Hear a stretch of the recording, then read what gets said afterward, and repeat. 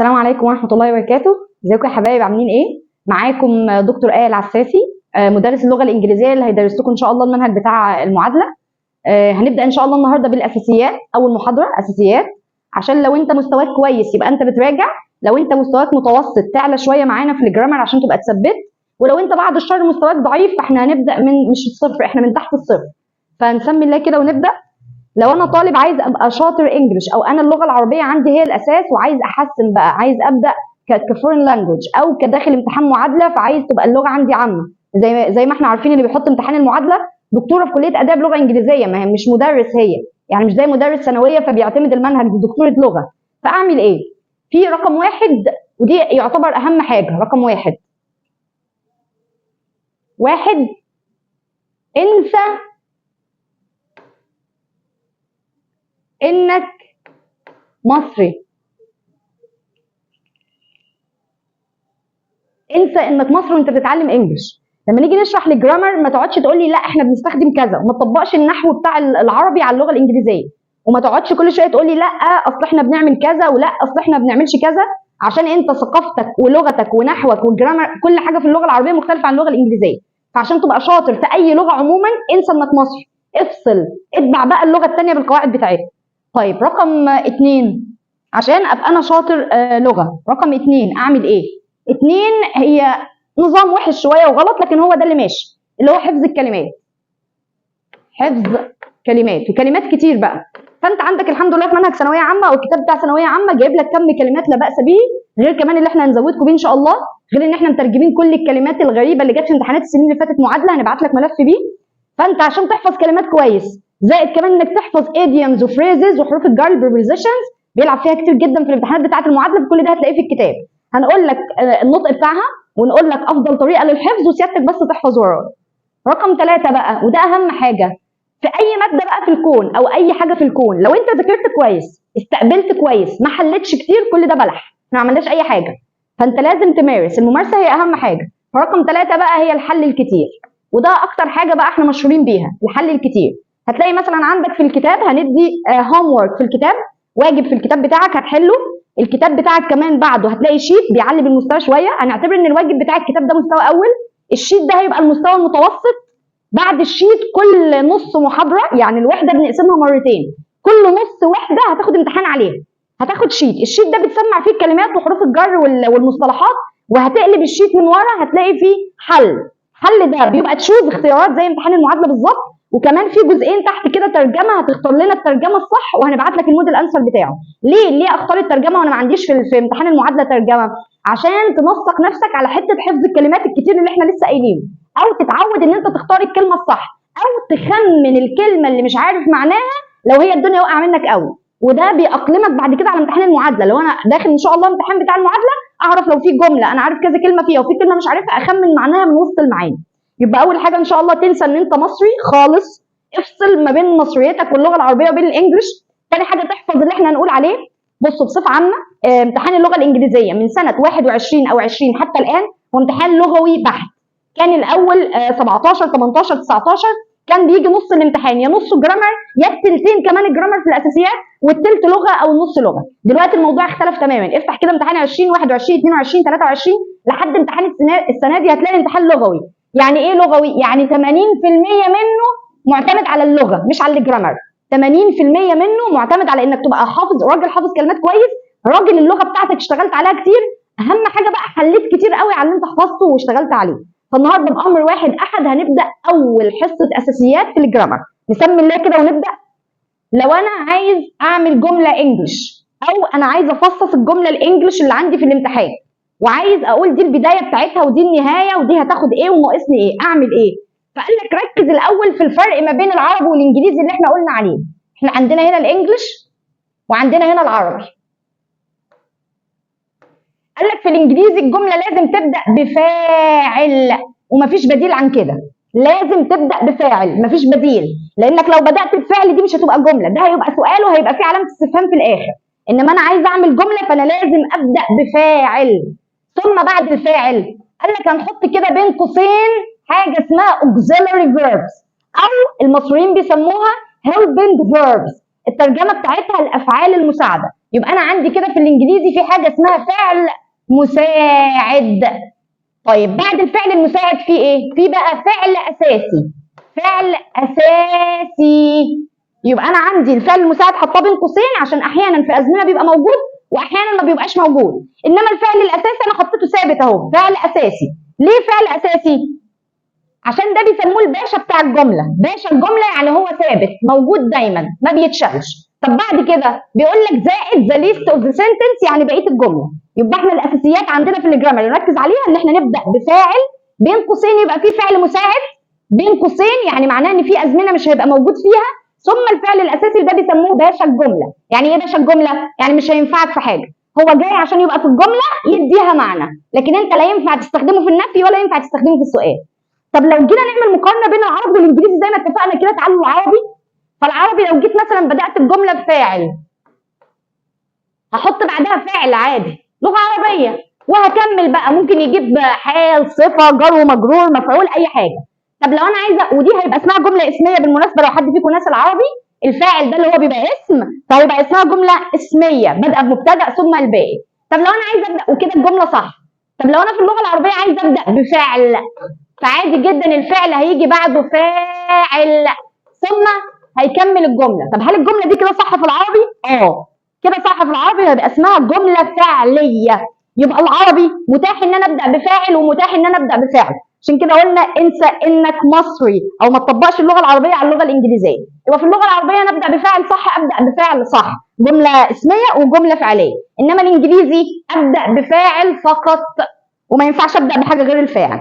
طيب نبدا في بعد كده اللغه العربيه. لو قلت لك اسم زي علي، فعلي ده ايه؟ مفرد. طب لو قلت لك علي وعلياء، علي وعلياء فده اسمه مثنى وده في اللغه العربيه. طب لو قلت لك علي وعلياء وحسن، علي علياء حسن دول 3 اشخاص يبقى ده جمع، وده برضو احنا لسه في اللغه العربيه، ركز ان كل ده في العربي. انما في الانجليزي يختلف شويه. بيختلف في ايه بقى؟ بيقول لك الاسم الواحد عندي مفرد، يعني لو قلت علي ده، علي ده هو اللي مفرد. طب وبعدين قال لك ما عندوش مثنى، يعني المثنى ده مش موجود في اللغه العربيه. ده معناه ايه؟ ده معناه من اسمين فيما فوق بنتعامل معاه على انه جمع. يعني انا عندي مثلا لو قال لي علي and علياء، كده دول اسمين، فالاسمين دول ايه في الانجليزي؟ جمع. يبقى كده دي اوائل الفواصل اللي هتفرق معاك جدا بين العربي وبين الانجليزي، ان العربي الجمله تبدا بفاعل عادي وتبدا بفعل عادي. طب وايه كمان؟ فيها مفرد وفيها مثنى وفيها جمع. انما الانجليزي لا مؤاخذه انا ما ببداش غير بفاعل انا. طب ثم يقول لك معلش قبل ما تحط الفعل شوف كده زمن الجمله اللي عندك عشان لو محتاج فعل مساعد اللي هو الاوكسيلري. طب ثم بعد كده تكمله الجمله. الاختلاف رقم 2 يقول لك الاسم الواحد عندي مفرد عادي مفيش مشكله، لكن من اول 2 وانت طالع كده ده جمع. يعني يجيب لك اسم وكلمه اند دي اللي هي معناها و، يبقى كده اسمين من 2 فيما فوق جمع. ده كده البدايه بتاعه الاختلافات ما بين العربي والانجليزي. هنبدا بقى في اول حاجه في الانجليش، خلاص بقى انسى العربي، ندخل بقى تعالى معانا الانجليش كده. مين البدايه عندنا؟ مين الباشا اللي انا هعمل بيه الجمله؟ مين اللي يحدد لي بقى اذا كانت الجمله امشي بيها معلوم ولا مجهول؟ وكل ده هتعرفوه بعد كده. هنشوف دلوقتي بسم الله. ادي الفاعل اهو، فاعل. اولا اسمه فاعل عشان حتى في اللغه العربيه زي الانجليزي دي قام بالفعل. لو عندك اي فعل عندك اي حدث فالفاعل هو اللي بيقوم بالفعل، دي البدايه. طب شكله ازاي في اللغه الانجليزيه؟ مبدئيا هو بيجي في بدايه الجمله، يبقى الفاعل بيجي في بدايه الجمله يبقى قام بالفعل، وايه كمان؟ بدايه الجمله. طيب فلنفرض يا دكتور ان هو قفل الجمله وهيبدا جمله جديده، ما هو برضو بدايه الجمله الجديده برضو هيبقى فاعل تاني. يعني انا لو عندي جمله كده اهي اولها فاعل ومشي كمل الجمله وقفل حط نقطه وهيبدا جمله جديده، فبرضو بدايه الجمله الجديده فاعل تاني. طيب الفاعل ده ما دام هو اللي قام بالفعل وبدايه الجمله شكله عامل ازاي؟ قال لك مقسوم لقسمين الفاعل ده. القسم الاول السهل اللي كله عارفه اللي هو الاسم، والاسم ذات نفسه احنا لسه قايلين دلوقتي حالا مقسوم اما انه يبقى مفرد زي ما قلنا علي واما انه يبقى جمع. والجمع ده قلنا من اسمين فيما فوق. ايه كمان؟ ممكن يبقى عاقل، ودي اللعبه بقى، وممكن يبقى غير عاقل. يعني التقسيمه بتاعت الاسماء ممكن تبقى عاقل وممكن تبقى غير عاقل. نقسمها هنا بس عشان المكان. عاقل ممكن تبقى غير عاقل. هنا كان مفرد وهنا كان جمع. طيب ده كده الاسم اول حاجه اللي هو الطبيعي، ببدا الجمله باسم. عايزه اقول احمد plays football. احمد بيلعب كره القدم. مين اللي بيلعب؟ احمد.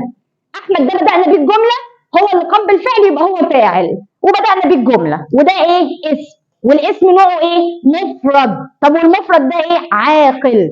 طب لو قلت مثلا زكاة القطه eats fish، القطه تاكل السمك. مين اللي بياكل السمك؟ مين اللي قام بالفعل؟ هي القطه، يبقى القطه فاعل. طب وبعدين هل هي اسم ولا ضمير؟ لا هي اسم، بقول قطه يبقى اسم. طيب الاسم ده مفرد ولا جمع؟ قطه واحده يبقى مفرد. طب عاقل ولا غير عاقل؟ لا تبقى غير عاقل. فهمنا كده قصه الاسماء؟ يبقى الاسم اللي ببدا بيه الجمله هو اللي بيقوم بالفعل اسمه فاعل. ماله بقى؟ اما انه يبقى مفرد واما انه يبقى جمع، ده انت بتعرفه من الجمله. وايه كمان؟ اما انه يبقى عاقل واما انه يبقى غير عاقل، وده هنعمل له اختبارات وهنتعلمها بعد كده. طيب بعد كده عندنا ايه بقى بعد الفاعل؟ عندنا بعد الاسم قصدي عندنا الضمير. يبقى الفاعل ده بينقسم لقسمين، اما انه يبقى اسم زي ما قلنا واما انه يبقى ضمير. اهو ضمير. في عندنا في اللغه الانجليزيه كام بقى انواع الضمائر؟ عندك ضمير الفاعل اللي انت بتبدا بالجمله، وعندك ضمير المفعول اللي هو بيحل محل المفعول اللي هو يقع عليه الجمله، زي ما نقول مثلا انا ضربت علي. انا اللي قمت بالفعل يبقى انا فاعل. طب مين اللي وقع عليه الفعل؟ مين اللي اتضرب؟ علي، يبقى علي مفعول. فانا ممكن اقول بدل ما اقول علي اقول مثلا I hit him او I punished him، انا عاقبته او انا ضربته. فهم دي هي المفعول. يبقى كده ضمير فاعل وضمير مفعول. عندنا كمان حاجه اسمها الضمائر المنعكسه، دي رقم 3. رقم 4 في حاجه اسمها ضمائر الملكيه، و5 في حاجه اسمها صفات الملكيه. اسهل ضمير من الاربع ضمائر دول هم ضمائر الفاعل. ليه؟ عشان مكانهم. ابسط حاجه تتقال في ضمائر الفاعل مكانه بيجي في اول الجمله، وما دام هو في اول الجمله يبقى ده ضمير ايه؟ فاعل. ما دام هو اللي قام بالفعل يبقى ضمير فاعل. فتعالوا كده ناخد مين هم ضمائر الفاعل. اول واحده فيهم واحده اسمها اي، واي دي انا بسميها مجنونه شويه. ليه؟ هتشوف انت دلوقتي واحنا بنتكلم. اي دي معناها انا، وانا ده ضمير متكلم، يعني شخص بيتكلم عن نفسه. اي انا معناها انا الشخص اللي متكلم. بعد كده هسيبها لوحدها وادخل. بيقول لك في 3 عندنا مفرد، مين هم؟ قال لك هو، هي، هي، شي. لو بشاور على الكلب او قطه او بتكلم عن حد غير عاقل عمل حاجه زي ما لسه قايلين ان القطه اكلت السمك، فهيبقى ات. يبقى لو ذكر هو هي، طب لو بنت هي شي، طب لو بتكلم عن كلب او قطه هيبقى ات. اهو غير عاقل. طيب ده كده المفرد. في عندنا جمع؟ في عندنا جمع. لو انا حابه اتكلم عن نفسي وعن ناس معايا فانا بقول وي، نحن. هم دول كده خليك فاكر ان دول مفرد. زي ما قسمنا الاسم المفرد وجمع، فالضمائر كمان ادي فيها مفرد 3. بعدين عندنا وي معناها نحن، وعندك يو. يو ده بقى قصه كده وقصه جميله. يعني يو ده اي حد بوجه له الكلام، يعني المخاطب من الاخر، اي حد بوجه له الكلام اسمه يو. يعني لو بكلم ولد بقول له انت يو، طب لو بكلم بنت بقول لها انت برضه يو، طب لو بكلم 2 انتما يو، شله ولاد انتم يو، شله بنات انتن يو. اي حد بوجه له كلام فاسمه يو، يبقى ده انت. طب ولو بنت انت، طب ولو شله ولاد انتم، طب ولو شله بنات انتن. تمام. بعد كده اخر حاجه، لو احنا قاعدين في مكان او ماشيين في الشارع وبشاور على حد بقول دول الناس دي نجحت، الناس دي كسبت، الناس دي هي اللي عليها الشغل، الناس دي هي اللي عليها المهمه دي تنفذها. فهم دي اسمها زي هم. وكده نكون خلصنا اول قسم في الجمله واهم قسم اللي هو الفاعل. نراجع مراجعه سريعه كده مع بعض. مين اول حاجه في الجمله؟ الفاعل. ليه سموه فاعل؟ عشان هو اللي قام بالفعل. اي مصيبه حصلت او حاجه حلوه حصلت هو اللي عملها يبقى ده فاعل. طب بيجي فين؟ في بدايه الجمله. طب منقسم لكام قسم؟ 2. اول قسم اللي هو الاسم، ثاني قسم اللي هو الضمير. طب الاسم نفسه ممكن يبقى مفرد وممكن يبقى جمع، ممكن يبقى عاقل وممكن يبقى غير عاقل. كده خلصنا الاسماء. ندخل على الضمير. قال لك اول حاجه انا، اي، ضمير متكلم لما اجي اتكلم عن نفسي. طيب ده لوحده. ندخل بقى على المفرد. لو ولد هي، لو بنت شي، كلب او قطه ات. كده خلصنا المفرد. ندخل على الجمع. احنا شله جماعه مع بعض وي. طب بكلم حد بوجه له الخطاب، ولد بنت مجموعه ولاد مجموعه بنات بقول يو. طب بشاور على حد بقول هم، يبقى زي. وبكده نكون خلصنا الفاعل نهائي. ده كده قصه الفاعل. ندخل بعد كده بسم الله على الفعل المساعد. والحقيقه ان اللي هيتقن الفعل المساعد اتقن اللغه الانجليزيه كجرامر تماما. يعني الفعل المساعد ده اللي يتقنه خلاص كده الجرامر كله في جيبه. هنثبت ده دلوقتي ويبقى زي الفل جرامر طول حياته. ليه؟ هقول لك. فعل مساعد.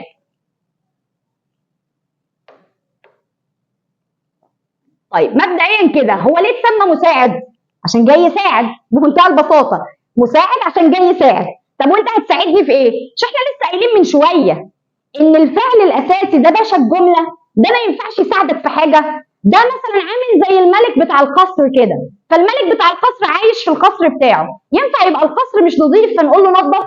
هيقول لك لا يا حبيبي اتكل على الله من هنا. طب ينفع اقول له معلش في شويه مواعين كده في الحوض روح اغسلهم؟ هيقول لي انت عبيط ولا ايه؟ مواعين ايه اللي اغسلها؟ انا الملك هنا. فالاساسي زي الملك. مين بقى جاي يساعد الملك؟ الفعل المساعد. واحنا لو حطيناه بين قوسين قلنا عشان احيانا ما بيبقاش موجود، بس عارفين حتى لو مش موجود برضه بيروحوا يستلفوه ويجيبوه عشان يساعد الفعل الاساسي. ما ينفعش يبقى لوحده. فيبقى كده انا عندي فعل مساعد واسمه انه جاي يساعد. جاي يساعد في ايه بقى؟ قال لك رقم 1 في الفعل المساعد تكوين جمله لزمن مكون من فعلين. لما اجي اعمل زمن في اللغه الانجليزيه مكون من فعلين، يعني فعل بيجي اول مساعد والتاني اساسي، يبقى الفعل المساعد ده جاي يساعدني. الازمنه دي اللي هي زي ايه؟ هناخدها بالترتيب واحده واحده. مضارع مستمر، ماضي مستمر، مضارع تام، ماضي تام، المستقبل مثلا، وهكذا. اي زمن فيه فعلين ورا بعض يبقى الاولاني بيبقى مساعد والتاني اساسي. طب الحاجات التانيه اللي احنا لسه قايلينها حالا اللي هو جاي يساعدك في النفي، هو اللي جاي يعمل النفي. انا لو عندي جمله بتقول لك مثلا علي was playing. الاخ علي عمال يلعب ما بيذاكرش. ما بيذاكرش وهيضيع هندسه منه. ما بيذاكرش وبيضيع وقت وهنروح في داهيه. فنبص كده على الفعل. علي هو اللي بيلعب، يبقى علي ده قام بالفعل، يبقى علي ده الفاعل اللي احنا لسه شارحينه. ببص كده لقيت عندي ادي فاعل وادي 2، يبقى الاولاني ده هيبقى المساعد. طب والتاني ده بقى الباشا بتاع الجمله اللي قلنا عليه هيبقى الاساسي. طب مبدئيا افرق بينهم ازاي؟ طب ما هو كده كده المساعد هو اللي بيجي الاول والاساسي بيجي بعد. طب شخص تاني عايز حاجه بقى متقدمه اكتر عشان يفرق بينهم، نقول دايما ان الفعل الاساسي ده دايما في نشاط او حركه. نشاط او حركه او له ترجمه. يعني لما نيجي نترجم كده علي واز بلاينج، علي كان بيلعب، مين اللي فيه نشاط او حركه؟ مش واز، والفعل بلاينج هو اللي فيه نشاط او حركه. طب لما نيجي نترجم كان، انت من نفسك هتقول كان ايه؟ لكن بيلعب ده اللي ترجم الجمله. يبقى الفعل الاساسي دايما هو اللي بيبقى فيه نشاط او فيه حركه او له ترجمه. طيب ندخل على الفعل ده، هو ده بقى المساعد. طب لو جينا ننفي، لو حابين نحط نوت، ينفع نحط نوت لبلاينج؟ يعني ينفع اقول علي واز بلاينج نوت، ولا واز هي اللي بتستقبل النوت؟ واز طبعا. علي هيفضل زي ما هو الفاعل، واز او واز زي ما انتم بتنطقوها هي ده المساعد وهو ده اللي بيساعدنا في النفي، فحطوا له نوت فيبقى wasn't. طب بالنسبه للفعل بلاينج لا ما تجيش جنبه، ما حدش يلمسه، قلنا ده الباشا بتاع الجمله، فبلاينج يفضل زي ما هو. عشان كده لسه قايلين ان الفعل المساعد بيساعدنا في ايه؟ في النفي، بيريحنا قوي. بنعمل بيه حاجه واحده بس، ايه هي؟ بنحط له نوت في النفي وخلاص كده. طيب ثالث حاجه بقى بيساعدنا فيها كتر خيره، السؤال. تكوين السؤال. لو انا عايزه اكون سؤال فانا ما ينفعش اعمل، فاكرين المقص بتاع الابتدائي كان يقول لك اعمل مقص عشان تكون سؤال. يعني انا مثلا لو عندي جمله بتقول she او they have scored 3 goals، هم احرزوا 3 اهداف. فببص كده على الجمله لقيت they ده ضمير فاعل من الضمائر اللي احنا واخدينها، ببص لقيت فعل وفعل كمان جاي بعد، ده زمن مضارع تام. بس بعيدا عن المسميات دلوقتي خلينا بس في البساطه اللي بنقولها في الاول، ان احنا عايزين نقسم فعل مساعد واساسي. اول حاجه ادي اقول فعل المساعد جالك الاول اهو مساعد، يبقى اللي بعده ايه؟ اساسي. تعالوا نتاكد. هاز وسكورد، سكورد معناه يحرز هدف يعني يجيب جول، انما هاز هنا ملهاش ترجمه، هو احرز جول. انتوا عارفين هاز هنا جه عشان تعمل ايه؟ تعمل كلمه لقد، يعني لقد احرزوا 3 اهداف بس. فهل هل هنا هاف لها ترجمه؟ لا، دي مجرد اضافه للجمله. طب امال سكورد؟ لا، هي اللي ليها ترجمه. طب ايه كمان؟ احراز الهدف ده في نشاط وفي حركه، يبقى احنا حققنا ال3 اهداف في نشاط وفي حركه وله ترجمه، يبقى ده الفعل الاساسي. طب ده معناه ايه؟ ده معناه انك لما تيجي تنفي تحط نص للاولاني، يعني الهاف دي لما اجي انفي انزل زي ما هي، وانزل برضو هاف زي ما هي، بس احط لها ايه في النفي؟ احط لها نص اهي، يبقى they haven't. طب scored باشا الجمله قلنا ما بنجيش جنب، نزله زي ما هو scored وتكمل الجمله للاخر كده، يبقى انت عملت حاجه اسمها نفي. اللي فوق لقد احرزوا 3 اهداف، اللي تحت لم يحرزوا 3 اهداف. طب لو انا عايز اعمل سؤال، حاجه بقى كانوا معلمها لنا في الابتدائي، حاجه اسمها مقص. يعني ايه مقص؟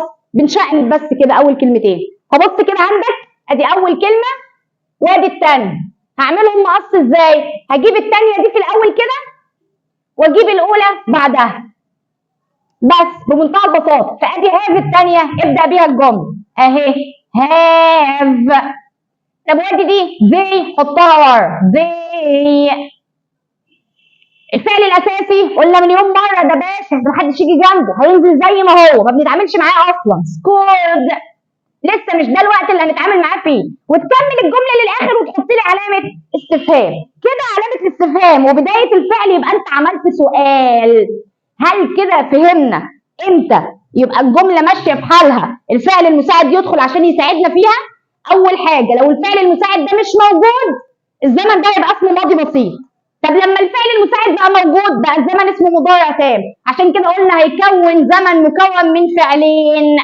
تاني حاجه انا لما حبيت احط نص، حطيت النص للواز وللهاف، لا حطيتها لبلاينج ولا حطيتها لسكورت، ما ينفعش. لما حبيت اعمل سؤال بصوا كده عملنا ايه؟ استخدمنا الفعل المساعد في السؤال، عملنا مقص. تعالوا كده نعمل مقص بالجمله دي كمان. ادي اول كلمه وادي الثانيه اللي هي علي واز، اعملوها كده بدلوها هتبقى بصوا اهي هتبقى واز علي. طب وبلاينج؟ لا يا معلم ده الاساسي باشا الجمله ينزل زي ما هو بلاينج اهو ثابت، ونحط علامه استفهام. هل علي بيلعب؟ لا، علي ما بيلعبش عشان عنده مذاكره، علي ما بيلعبش عشان عنده مستقبل، علي ما بيلعبش عشان الدنيا عماله تتطور والدنيا عماله تجري والاقتصاد عمال يروح في داهيه، وعلي عايز يلحق نفسه عشان ينجح، عشان يدخل كليه محترمه، عشان تبقى عنده وظيفه محترمه، عشان يبقى عنده راتب محترم، او فرصه للسفر احسن. احنا بنذاكر عشان نخلع، فعلي بيذاكر، علي ما بيلعبش. وبكده نكون خلصنا اول شرح يعني ايه فعل مساعد، يعني ايه بيساعدنا في تكوين الجمله اللي هي مكونه من فعلين، ويعني ايه بيساعدنا في النفي، ويعني ايه بيساعدنا في تكوين السؤال. نبدا بقى في اول فعل من افعال المساعده في اللغه الانجليزيه، وده باشا ده بسم الله. اول معلومه عايزاك تعرفها ان اي فعل في الانجليزي وكل قاعده لها شواذ، ولما يجي الشاذ هعرفك ان كل فعل له 3 تصريفات. يعني ايه 3 تصريفات؟ يعني حاجه حصلت زمان كده ماضي، وحاجه بتحصل دلوقتي يبقى كده زمن المضارع، ثم قال لك لا مش المستقبل، مش زي ما انت قلت، لا مش زي العربي، لان احنا قلنا يفصل ما بين العربي والانجليزي. حاجه عندهم اسمها التصريف الثالث للفعل، وناس بتحب تسميه past participle. مالهاش دعوه. عموما القاعده العامه ان كل فعل له كام تصريف؟ 3.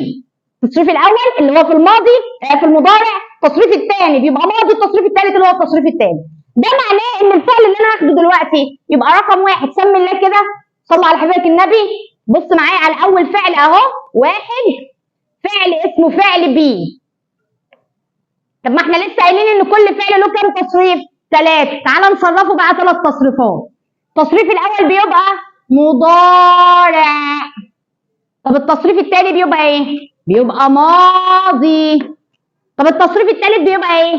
تصريف ثالث، سموه ثالث لان الناس بتحب تسميه past participle. خلينا بس دلوقتي في البدايات كده سموه التصريف الثالث. خالتك دي قالت لك انا في المضارع عندي 3 ولاد، واحد اسمه ام، وواحد اسمه از، وواحد اسمه ار. طب وفي الماضي قالت لك عندي ابنين 2، واحد اسمه واز او واز زي ما بتنطقوها، وواحد اسمه وير. طب التصريف الثالث قالت لك عندي ابن واحد بس، ما شاء الله واخداها تنازلي، بين. وبكده نكون خلصنا افعال بي، بس لسه ما خلصناش استخداماتها. يبقى نرجع تاني بالراحه. كل فعل في اللغه له 3 تصريفات. اول فعل هنشتغل عليه اسمه بي، والفعل ده ترجمته كتير بقى، اللي هو مثلا يكون. وبنستخدمه في ايه بقى؟ بنجيب بعده الاسماء، بنجيب بعده صفات، بنجيب بعده الوان، وبنجيب بعده جنسيات، بنجيب بعده حروف الجر لو عايز اقول عايش فين او كده. طيب يبقى نراجع تاني. التصريف الاول am is are، التصريف الثاني was were، التصريف الثالث been. طب هو ده ايه؟ بي ده احنا بنشرح في الافعال الايه؟ المساعده، يعني بيجي قبلها ايه؟ فاعل. نرجع كده لتكوين الجمله، فاعل الاول وبعدين فعل مساعد وبعدين بنكمل. فتعالى كده نشكل لك جمله عشان تتعلم تكون جمله باستخدام فعل بي. انت اللي هتكون جمله. بسم الله. قلنا اول الجمله فاعل، ثم هناخد بقى فعل من افعال بي بعد، ثم لما يبقى في اساسي هنبقى نحط. ايه بقى اللي هيحصل دلوقتي؟ هنقسم الفاعل زي ما كنا مقسمينه هناك، فكان متقسم يا اما اسم يا اما ضمير. فقال لك انت عندك دلوقتي زمن المضارع. اول واحد قال لك الاي هتاخد ام. هيبقى عيب قوي قوي لما يبقى شخص شاطر انجلش او بيذاكر كويس جدا، بعدين يجي له امتحان في التوافه الاساسيات دي ما يبقاش عارف الاي بتاخد ام ولا از، وتلاقيه واقف كده. يجي مثلا نقول له وي، هي الوي بتاخد هاف ولا هاس؟ ما تحفظ. بتاخد ام في المضارع مع فعل بي. ركز بقى اللي بعد. مين تاني بعد الام؟ قال لك عندك الهي، وعندك الشي، وعندك الات. طب كده دول الضمائر ناقص لهم ايه؟ اسم مفرد. ما هو الفاعل مش بس ضمائر، هو يا اسم يا ضمير، واللعب على الاسماء اكتر. فهي وشي وات اللي بيمشي معاهم اسم مفرد. اقول علي، اقول علياء، اقول شيماء، اقول اي اسم مفرد. لو عندك هي او شي او ات او اسم مفرد قال لك هتاخد از. يبقى اطلع فوق كده الاي اخدت ايه؟ ام. طب الهي والشي والات واي اسم مفرد از. مين اللي باقي؟ ار. قال لك حطه بقى مع الجمع. تعالى كده نشوف الجمع. ادي الوي، وادي اليو، وادي الزي. طب ما دول ايه؟ دول الضمائر، ضمائر جمع. طب ما احنا قلنا ان الفاعل اما انه يبقى اسم او ضمير، كده احنا جبنا الضمائر الجمع. باقي ايه؟ الاسم الجمع. يبقى عندك كمان اسم جمع. ياخدوا ايه دول بقى؟ ياخدوا ار. يبقى بسرعه كده هنلخص هنا عشان لو هتذاكر هنا. اول تصريف اللي هو ام ده بيجي مع ار. طب واز ده بيجي مع المفرد، وتبقى حافظ مين المفرد اللي هم هي والشي والات والاسم مفرد. طب الار بتيجي مع الجمع يا معلم، تيجي مع الجمع اللي هم الوي واليو والزي والاسم الجمع. كده احنا خلصنا تصريف فعل بيه مع المضارع. كده عرفنا مين الفاعل اللي بياخد الفعل. ندخل على الماضي. ادي اهو زمن الماضي. فالماضي بصوا في حاجه كده هبله بنقعد نحكيها للي لسه بيتعلم انجلش في الاول. يعني بنقول له في الاول كان عندك 3 تقسيمات. ايه هما؟ اي جاي لوحده. تعالوا كده بصوا معايا نرجع تاني للصفحه دي. بص كده، اي كانت جايه لوحدها وليها فعل لوحدها. المفرد كان له فعل لوحده، الجمع له فعل لوحده، فاحنا كده قسمنا كام تقسيمه؟ 3 تقسيمات على 3 افعال، حاجه كده يعني هتبقى هزار. طب هنا في كام تقسيمه؟ was were just 2 verbs، فعلين بس. يبقى انا كده مضطر ال3 تقسيمات اللي فوق دول اخليهم ايه انا كمان؟ 2. نيجي بقى على خالته اي اللي انا بقول لك هوب شويه. يا خالته اي لو سمحتي ادخلي مع حد منهم، تقول لك ابدا انا ماشي. لا انت كنت عامل لي فعل اي، كنت عامل لي فعل ام، دلوقتي عايز تدخلني مع حد ايه؟ لا لو سمحت انا عايزه ابقى فعل لوحدي. من هنا ومن هنا وحيلات قررت تزق نفسها سيكه وتتجمع مع حد فيهم. طب هتدخلي مع مين؟ قالت لك ادخل مع اقرب حد ليا، انا طقطق مش همشي مسافات طويله. تدخل مع اقرب حد ليها اللي هو مين؟ تعالوا كده نشوف مين اقرب حد لاي. ادي اي، اقرب حد ليها مين؟ المفرد، برافو عليكم. يبقى هنا في التقسيمه الاولى الاي اخذت ام عادي والمفرد خد از والجمع خد ار. التقسيمه الثانيه احنا مضطرين نجمع 2. تعالى بقى نجمع 2 كده في الماضي. هناخد ان اي ومعاها مين بقى المفرد اللي هم كانوا مين؟ هي والشي والات، ومعاهم الاسم المفرد طبعا. يبقى كده الاي والمفرد كلهم مع بعض هياخدوا واز مع بعض. يبقى في الاول اي كانت بتاخد ام ده في المضارع، والمفرد كان بياخد از ده في المضارع، انما في الماضي اي زيها زي المفرد كلهم على بعض بياخدوا فعل اسمه واز. مين اللي باقي؟ ارجع كده تاني اهو، لو انا خدت واز مين اللي باقي؟ وير، يبقى وير دي بتاعت الجمع. يبقى اما اجي اقسم الجمع هنا فاقول لك وي واليو والذي واسم جمع اهو، كل دول بقى هياخدوا مين؟ وير. وبكده نكون خلصنا تقسيمة الفاعل مع أفعال فعل دي. طيب نيجي بعد كده هستخدم الفعل المساعد ده في إيه؟ يعني ما حضرتك قلت في الأول إن هو بيكون الأزمنة المكونة من فعلين، فين هو؟ ما أنا عايزة أستخدمه بقى عشان أعرف. أقول لك تعالى نلعب لعبة الأول كده قبل ما نبدأ الاستخدامات، لعبة كده صغنططة نلعبها مع بعض. إيه هي؟ أعرف منين إن أول الجملة ده فاعل عشان اروح احط فعل من افعال بي واجيب الاضافه اللي انا هقول لكم عليها؟ اعرف منين؟ في اختبار صغير كده هنعمله للفاعل والمفعول وهتعملوه معايا. بص كده بسم الله، بيقول لك اول الجمله عندك بيبقى جايب لك كلمه انت لا عارفها فاعل ولا مفعول، انت على الله لسه داخل جمله انجلش لقيته جايب لك كلمه انت مش عارفها ايه هي، وانا كمان مش عارفاها انا زيك. طب وعندي جمله ثانيه برضو جايب اولها كلمه، بعد كده ممكن يبقى فيه فعل مساعد وممكن ما يبقاش فيه. كده كده في الاختبار ده انا مش عايزه الفعل المساعد، انا هلعب على الفعل الاساسي وهقول ليه دلوقتي. يبقى انا عندي اول كلمه هروح لمين بقى؟ للفعل الاساسي، هو ده اللي انا محتاجاه دلوقتي. وبرده هنا برده هروح للفعل الاساسي. هعمل ايه بقى؟ قال لك بمنتهى البساطه تدخل الامتحان ضرب خط كده على طول. اول حاجه بتروح محدد اول كلمه ومترجمها، ومحدد اول كلمه ومترجمها. يعني مثلا تلاقيه بيقول لك علي اكل الجبن، هوبا اول كلمه علي خلاص. طب وتلاقي الجمله اللي بعديها يقول لك مثلا المدرسه اتدهنت، يبقى اول كلمه مدرسه تروح مخطئه اهي، ادي حددت اول كلمه وحددت اول كلمه. بعد كده تروح على الفعل الاساسي تترجمه وتساله سؤال كده. يبقى انا هروح على الفعل الاساسي اللي هو قلنا بيبقى فيه ايه؟ نشاط او حركه او له ترجمه، اعرف اترجمه اعرف اساله. طيب بعد ما حددت الفعل الاساسي بتاع الجمله روح اساله. لو لقيت نفسك بتقول انت ينفع تعمل كذا، زي ما قلت لك مثلا علي يذهب الى التمرين، علي ينفع يروح التمرين؟ المشكله ما يروح التمرين. اسماء اكلت اللحم، اسماء ينفع تاكل؟ ينفع تاكل، ايه المشكله؟ مش هنحرمها يعني. فلو لقيت نفسك بتقول لا مش الشارع اللي وراه، عيب عيب انت طلبة علم، مش الشارع اللي وراه. يبقى فاعل اهي، فاعل. تاني بمنتهى البساطة، أول جملة ما تجي لي أروح محدد أول كلمة، حلو حددت أول كلمة، أروح على الفعل الأساسي اللي أنا هبقى مترجماه ففي نشاط أو حركة أو له ترجمة أصلا المساعد ملوش، وأحدده وأروح أسأله أنت ينفع تعمل كذا؟ زي ما أنا لسه سائلة دلوقتي علي ينفع ياكل؟ يبقى ده فاعل. عرفتوا بنعرف الفاعل منين؟ طيب اللي بعديها كنت بقول لك المدرسة اتدهنت، هي المدرسة هتدهن نفسها؟ قلت لا، صح برافو عليك، اكيد المدرسه مش ملبوسه يعني. طيب لما اقول لك المصنع اتحرق، المصنع هيحرق نفسه؟ صحي بالليل الراجل لقى العمال مش شغالين كويس، السيستم مش عاجبه، النظافه مش ولا بد، قال لك والله لا مولع لكم في نفسي؟ اكيد لا، اكيد ما فيش الكلام ده. يبقى انا لما اجي اساله انت اللي عملت كذا يقول لك لا والله انا ما عملت حاجه، يبقى كده وقع عليه الفعل اللي هيبقى مفعول. يبقى لو يبقى فاعل، انما لو لا يبقى مفعول.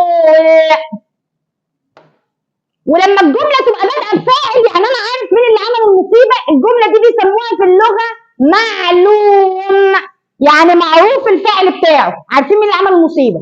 طب لو انا مش عارف مين اللي عمل المصيبه هيبقى مفعول. طب والمفعول ده عباره عن ايه؟ هيبقى الزمن نفسه مجهول.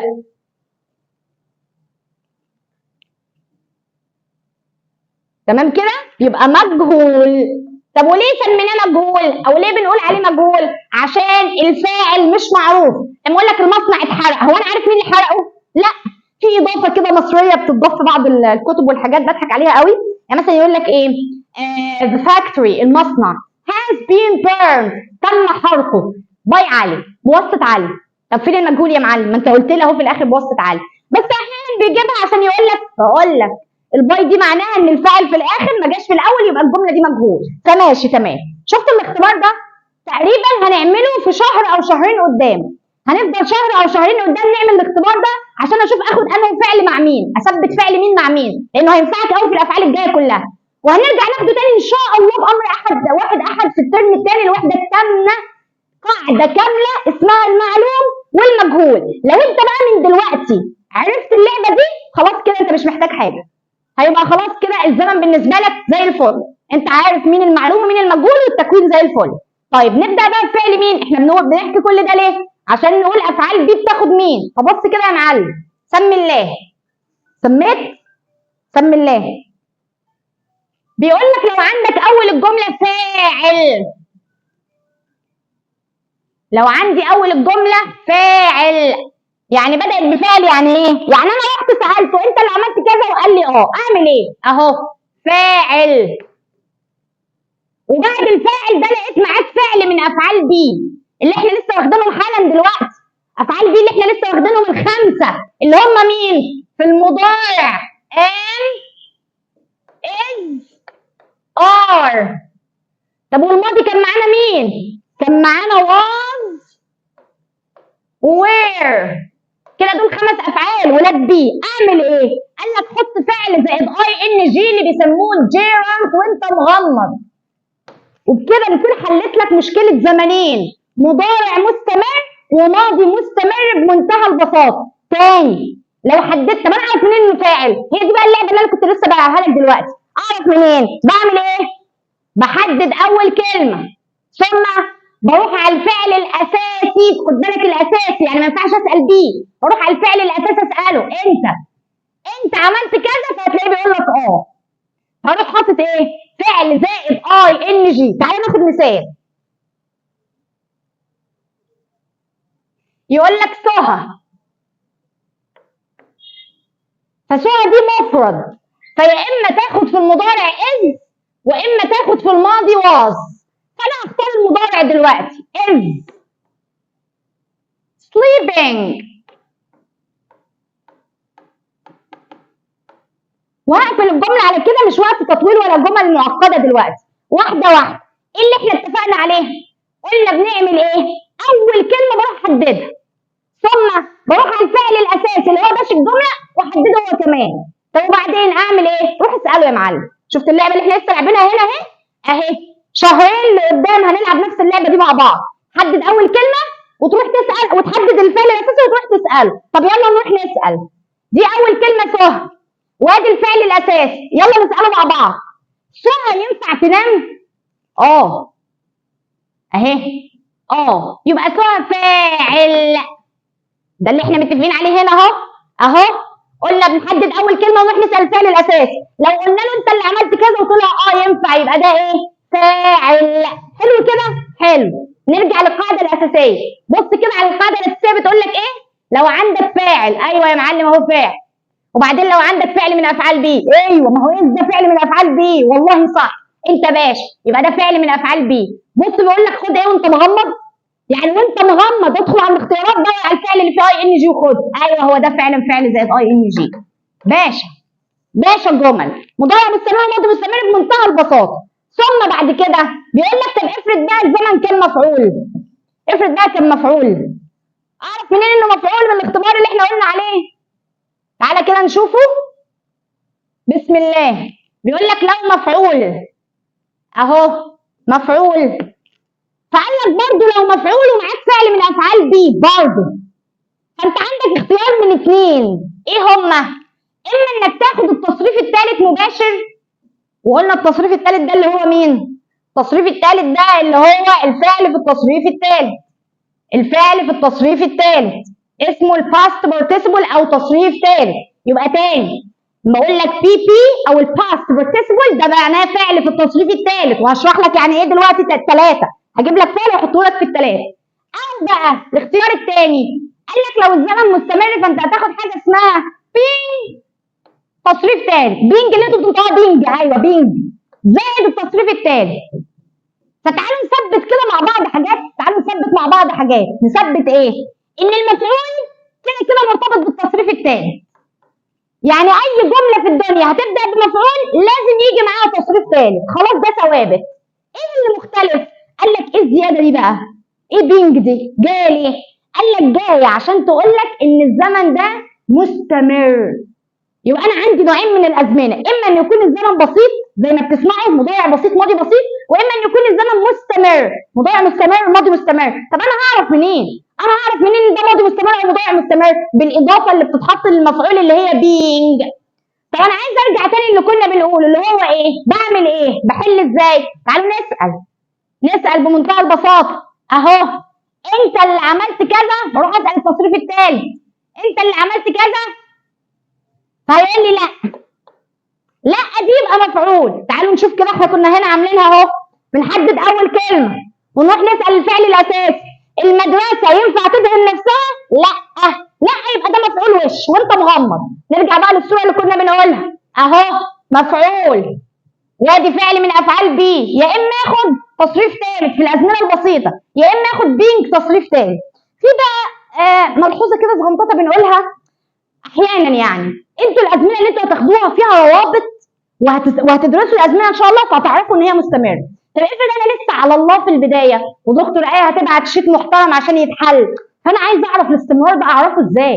ما انا كده بالنسبه لي انا حددت ان ده انت ينفع تعمل كذا؟ لا. طب ما انا ببص في الاختيارات لقيت لي اثنين، يعني حددت ان ده مفعول رحت ابص في الاختيارات لقيت لي اثنين تصريف ثالث وبينج تصريف ثالث. اختار ايه؟ فانا هقول لك الكلمات اللي بتيجي مع الاستمرار. يعني تصريف ثالث ده خلاص، انما البينج تصريف ثالث، فاحنا في كلمات بتيجي مع البينج تدل على الاستمرار. ايه هي؟ بص يا معلم معايا. عايزين لون كده ماشي خلينا في ده. اول حاجه كلمه ناو اكيد سمعتوها قبل كده ودي معناها الان، يعني دلوقتي حاجه بتحصل دلوقتي الان اهو. وكلمه ايه كمان؟ at the moment في هذه اللحظه. طب ما انا لما اقول لك حاجه بتحصل at the moment في هذه اللحظه، طب ما انا ده معناه ان الحاجه دي ناو برضه، يعني هي زي ناو at the اهو moment. الحاجه اللي at the moment زيها بالظبط في هذه اللحظه كلمه اسمها at present. وات بريزنت معناها في الوقت الحاضر، يعني دلوقتي برضه، يعني حاجه بتحصل دلوقتي. طيب ومعانا ايه كمان؟ معانا كلمه ستيل. ولما ندخل شويه في الجرامر هتلاقي ان انت معاك لوك وهتلاقي ان معاك ليسن وهتلاقي معاك كلمه بي كيرفول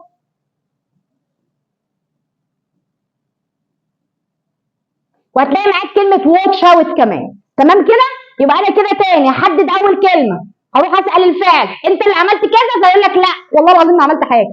ما دام لا يبقى انا مفعول. ابص كده معانا فعل من افعال مين؟ بي. يبقى انا عندي كام اختيار؟ اثنين. اما ناخد من الاختيارات تصريف ثالث واما ناخد بينج تصريف ثالث.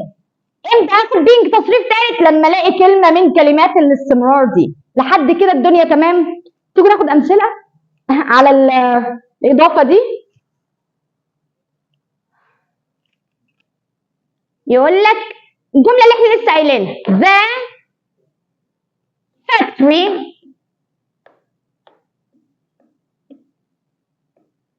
was burned. والفعل burn ده الماضي من الفعل burn. burn معناها يحترق، فالماضي منها burn والتصريف الثالث burn اللي هو ده. طب نيجي نمشي واحده واحده. مين اول كلمه عندي؟ ما احنا اتفقنا بقى بنحدد عشان نحل. اول كلمه عندي the factory. طب فين الفعل اللي ينفع يبقى له ترجمه؟ جدع، برافو عليك، صح، burn. يلا نسال المصنع ينفع يحرق؟ لا، ده المصنع احترق، يعني المصنع ما ولعش في نفسه، يبقى لا. فاحنا قلنا اول ما نقول كلمه لا يبقى ده فاعل ولا مفعول؟ برافو، مفعول اهو، مفعول. بص على قد المفعول يا معلم، في ايه؟ واو. طب واو ده من افعال مين؟ بي اهو، يبقى عندي مفعول ثم معايا فعل من افعال بي. ارجع كده اللي كنا بنقوله، ها اهو مفعول، ها فعل من افعال بي. حلو، اعمل ايه؟ قال لك في خيار من الاثنين، يا اما تصريف ثالث يا اما بينج تصريف ثالث. يلا ببص هنا لقيت تصريف ثالث على طول، اروح حاطط فوقه كده الباست بارتيسيبل وخلاص على كده. طب بص على الجمله الثانيه دي،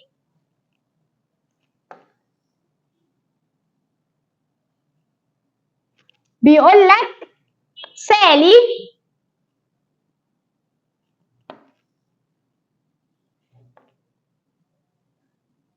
ايه؟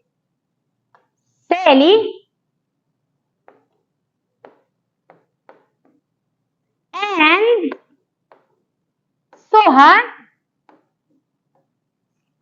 are being taught now. واحدة واحدة، نعمل في الأول الاختبار اللي اتفقنا عليه. ما ينفعش نعمل أي حاجة من غير ما نعمل الاختبار. إيه هو الاختبار؟ حدد أول كلمة. طب أنا عندي أول كلمة سالي بس؟ لا، ده سالي أند سوها. عشان ارجع كده بالراحة للفاعل، ارجع كده للفاعل. كنا بنقول إيه؟ ممكن يبقى مفرد وممكن يبقى برافو جمع، فالجمع ده اسمين بينهم أند. فأهي لما أجي أحدد بقى أحدد سالي وسوها مع بعض. دول كده أول كلمة. ماشية كده لقيت فعل ار، ده فعل من أفعال بي. ماشي، بعد كده همشي لحد ما ايه اللي حصل في الفعل ده؟ همشي لحد ما احدد الفعل الاساسي اللي احنا متفقين عليه. فادي الفعل الاساسي اهو، توت. توت ده الماضي من فعل مهم جدا، وكان بيلعبوا عليه في المعادله في امتحانين ورا بعض، الفرق بينه وبين بين ليرن هنشرحه بعد كده ان شاء الله. فتوت ده الماضي من فعل اسمه تيتش، وتيتش معناها يعلم او يدرس، ودي بتيجي مع المدرس بس او بروفيسور او الدكاتره، احنا اللي بنشرح يعني. انت بتتعلم learn، انت طالب. انا بعلمك instructor او بروفيسور او teacher، فانا teach يعلم او يدرس. ضمه اهي، اعتبروها ضمه. الماضي منها taught. تعالى بقى نختبر، هو سالي وسهى هما اللي هيعلموا ولا بيتعلموا؟ جدع، برافو، يتعلم. فيتعلم دي يعني انت قلت لا، ده يبقى ده ايه؟ مفعول. طب ده مفعول وده فعل من افعال بي. ماشي، ببص كده لقيت عندي كلمة ايه كمان؟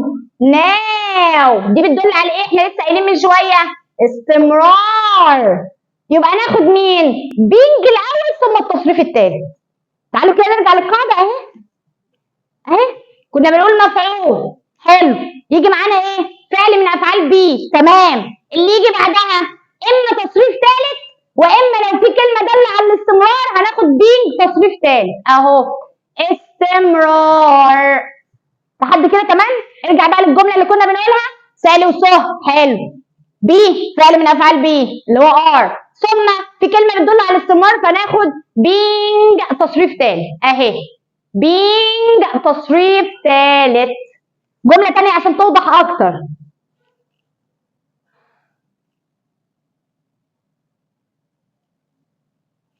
يقول لك the class يعني الفصل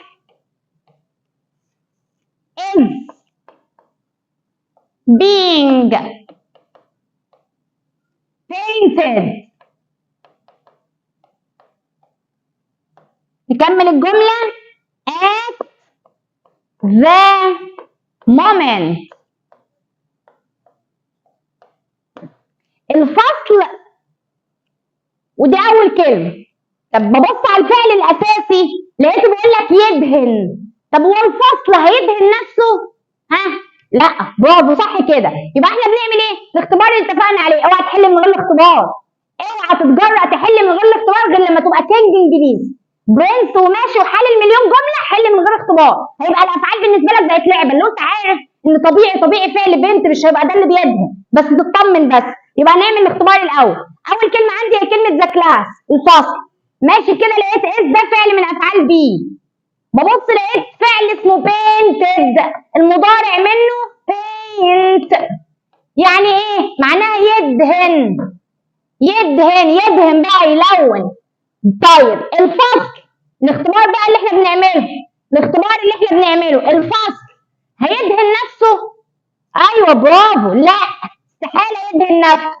فلما نقول لا يبقى ده ايه؟ مفعول. صح كده، مفعول اهو. معاه فعل مين؟ بي. سيب بقى الجمله وتعالى لي هنا. لقيت at the moment كلمه داله على الاستمرار. نرجع تاني للبورد دي اهي. ادي مفعول زي اللي هناك، الفصل ذا كلاس مفعول. وادي بي، ما هو الفصل برضه كان واز او از فعل من افعال بي. معانا كلمه بتدل على الاستمرار. اخد ايه؟ being past participle زي الفل اهو يا معلم. ادي مفعول بي ثم being past participle. ده كده الفرق بين الفاعل والمفعول في افعال بي. لحد كده تمام؟ حد عنده مشكله؟ هنلخص بقى الحته دي في جملتين كده ورا بعض، جملتين مره بالفاعل ومره بالمفعول عشان اقسم لك الازمنه. سمي الله كده. لو بدأنا بفاعل اهو، لسه قايلين لو عندنا فاعل ومعاه فعل من افعال بي وانت مغمض هتحط فاعل زائد اي ان جي. ايوه دي ازمنه ايه؟ مش حضرتك لسه قايله لنا في اول المحاضره واحنا بنشرح الفعل المساعد ان اللي هيتقن الفعل المساعد ده هيلم جرامر الانجليش او اساسيات الجرامر في جيبه؟ حصل. طب تعالى نثبت. البي والاي ان جي ده دول زمنين، اما مضارع مستمر واما ماضي مستمر. طيب وبعدين لو عكسنا وقررنا نبدا بمفعول اهو، مفعول زي ما احنا لسه واخدين، فالمفعول برضو معاه فعل من افعال بي. فاحنا قلنا عندنا two choices، خيارين، اما ان نحط تصريف ثالث واما ان نحط الاول being ثم بعدها تصريف ثالث. مين دول؟ يسهلوا علينا ايه ويحلوا لنا ايه؟ عماله تقولي سهل هيحل ايه؟ دول هيسهلوا ايه؟ قال لك خد عندك يا معلم.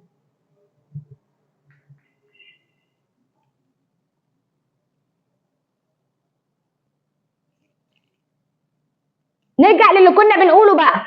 ها، ده تصريف ثالث. ايه ده بقى؟ هيسهل عليا ازمنه ايه؟ ما انت قلت لنا ان الفعل المساعد ده اللي يلم الجرامر. هيسهل عليا ده ايه؟ اقول لك. لو عندك مفعول ومعاك فعل من افعال بي وتصريف ثالث يبقى انت عندك زمنين في المجهول، اثنين مره واحده. مجهول في مضارع بسيط يبقى انت كده لميته في جيبك في جمله واحده، ومجهول في ماضي بسيط برضه لميته في جيبك في جمله واحده.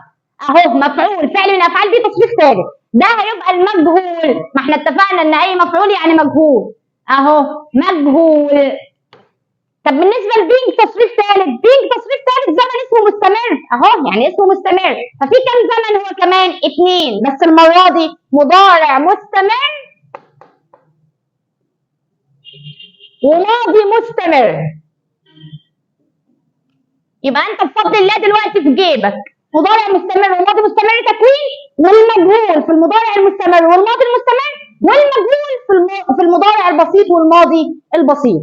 وبكده بفضل الله نكون خلصنا فعل بي تماما. وفعل بي فعل شديد شويه، وطبعا بيبقى اول فعل فانت مش متعود على الجو. ان شاء الله هبعت لكم الشيت عليه، فالشيت هتحل هتلاقي الجمل بقى بتتكرر، بس اعمل اللي انا قلت لك عليه الاول، الاختبار اللي هو ايه؟ حدد اول الجمله وحدد الفعل الاساسي وروح اساله انت اللي عملت كذا يبقى فاعل، يبقى تحط لو دي اي ان جي. طب لا انت اللي عملت كذا وقلت لا انت بنفسك اللي بتحدد، لا يبقى ده مفعول. اعمل ايه؟ لو معاك فعل بي تحط تصريف ثالث او بينج وبعدين تصريف ثالث. طب امتى بينج وتصريف ثالث؟ اخر حاجه عشان ما تنساش، اوعى تنسى احنا قلنا بندور على كلمه من الكلمات اللي تدل على الاستمرار. وابقى ارجع للصوره اللي فيها كلمات تدل على الاستمرار اللي هي اهي. now at the moment at present still look listen be careful بتسويها watch out. تمام؟